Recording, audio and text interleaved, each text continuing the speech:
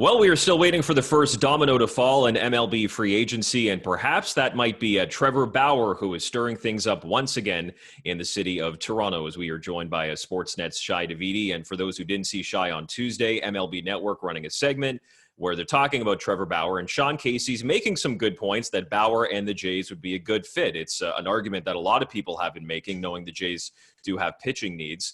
And then, Bauer responds to the tweet and says that Toronto would be a good destination. So it's not the first time he's mentioned the Jays on social media, but he's still playing this social media game, and he is one of the more prominent free agents out there. What do you make of what Bauer is doing on Twitter and social media?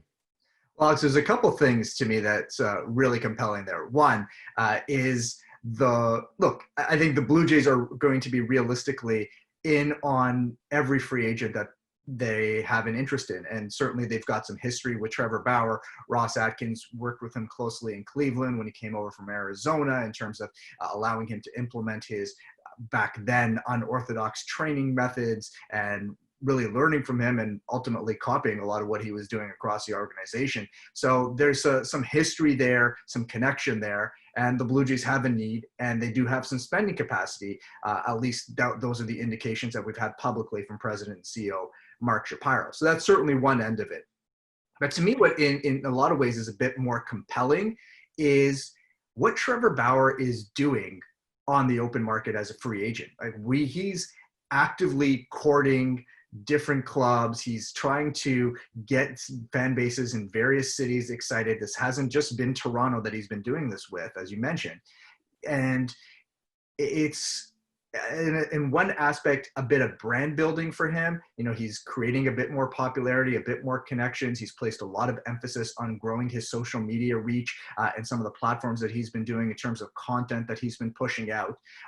But at the same time, I think that he's trying to maybe create some expectation or some excitement about fan bases. Maybe that leads to some public pressure on teams, and that could ultimately impact the way they negotiate with him. So in that vein, it's not something that we see very often, if at all, in free agency from a player, and it could be something that's a little bit revolutionary in the market for a player with Bauer's kind of reach and stature. You look back to last year and the Jays push for a guy like Hyun-Jin Ryu, and it seems like from what Ross Atkins and Mark Shapiro said from right at the beginning of free agency, they identified Ryu as a guy they wanted. They stayed on top of it. They ultimately convinced him to come. They signed him and got the deal done. And, maybe there weren't as many teams in on Ryu last year that there's going to be with Bauer this year, considering he could, sign a 1-year deal, a 5-year deal, a 6-year deal. There's a lot of options on the table. But do you get any sense that with Bauer or maybe with someone else, the Jays have maybe identified that target like they did with Ryu last year and are going to be pushing really hard to sign that player? Well, the way that the Blue Jays set things up last year is that it wasn't just we target one guy and go all in for that one guy. The Blue Jays basically followed around, were engaged with anyone who was of interest to them. For everyone from Garrett Cole, and, there was an engagement on his end. He was pretty locked in on New York or one of the California teams. But they tried to see whether they could be a match with Garrett Cole. Similarly with Zach Wheeler, Jake Odorizzi, Kyle Gibson, countless other free agents that they were well down the road with. And if one or two of them they'd end up reaching agreement or found a match with, that might have cut them off from signing Ryu.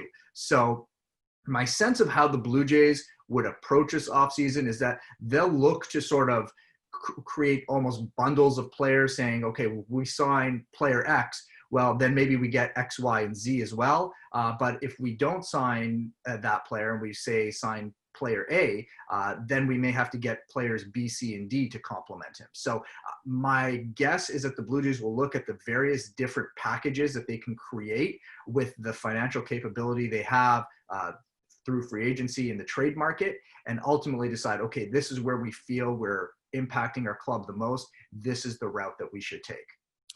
Trevor Bauer is going to be 30 in January. And 2 of the last 3 years, he's pitched like a front-end rotation piece, which the Jays need. And we kind of talked about maybe the length of contract that Bauer might get. But if we're looking at this from a Blue Jays perspective, Shi, do you think it makes more sense to go with a 1-year deal that's worth a little bit more? Or do you think they should explore a legitimate long-term offer? And do you think that's something Bauer will frankly even consider? As we know, Bauer has been pretty much on a one-year deal for many years now.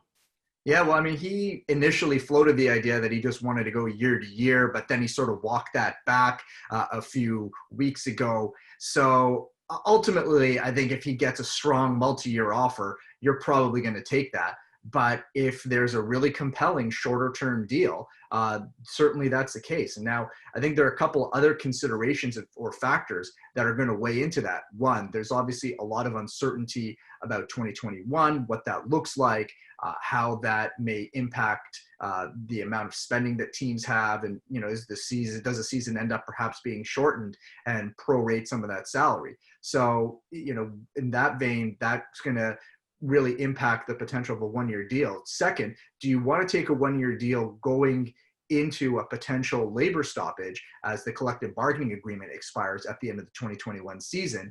And so do you want to be stuck on the market when there's no CBA and potentially an extended disruption? Or would you rather take a guarantee through that period? So I think that if you're the Blue Jays, you might actually want to potentially use some of your spending capacity this year and before some of your younger players start becoming more expensive. And some of their key players are going to start becoming more expensive as they become arbitration eligible after the 21 season. So their internal costs are going to start going up.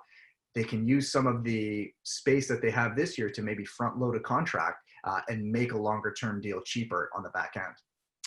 Well, there's a lot of landing spots for Trevor Bauer that makes sense. The two teams in LA, the two teams in New York, and the one in Toronto as the right-hander still tries to figure out where he will be in 2021.